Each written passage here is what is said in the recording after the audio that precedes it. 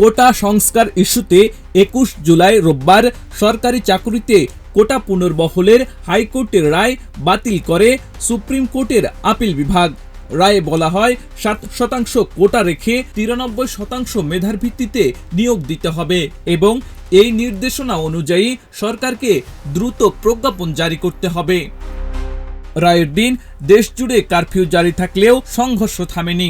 ঢাকাসহ বিভিন্ন জেলার আইনশৃঙ্খলা বাহিনীর সঙ্গে আন্দোলনকারীদের সংঘর্ষে অন্তত ১৯ জন নিহত হন, আহত হন হাজার হাজার মানুষ। আগুন দেয়া হয় ১৯টি যানবাহনে, ভাঙচুর করা হয় বিভিন্ন স্থাপনা। ২১ জুলাই সকাল ১০টায় আপিল বিভাগে রায় শুনানি শুরু হয় এবং দুপুর ১টায় চূড়ান্ত রায় ঘোষণা করা হয়।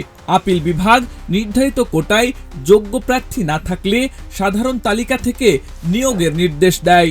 রায়কে স্বাগত জানায় বৈষম্য বিরোধী ছাত্র আন্দোলন। এই দিনে ইন্টারনেট বন্ধ ও কারফিউ অব্যাহত থাকার কারণে চতুর্থ দিনের মতো দেশ কার্যত বিচ্ছিন্ন ছিল। আন্দোলনের নেতা নাহিদ ইসলামকে আহত অবস্থায় উদ্ধার করে হাসপাতালে ভর্তি করা হয়।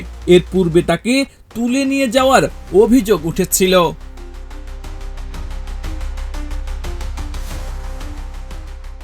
আন্দোলনের সহিংসতায় সারা দেশে অন্তত ৫৫০ জনকে গ্রেপ্তার করা হয়। ঢাকায় গ্রেপ্তার হন ২০০ জনেরও বেশি।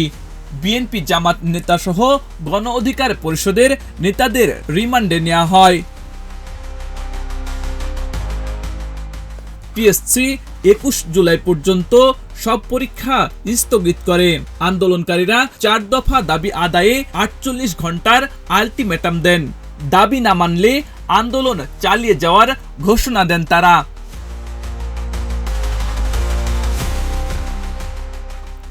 এদিন রাতে প্রধানমন্ত্রী শেখ হাসিনা সামরিক ও বেসামরিক কর্মকর্তাদের নিয়ে বৈঠকে বসেন।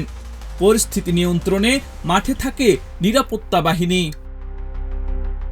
আব্দুল হাকিম, প্রজন্ম ২৪।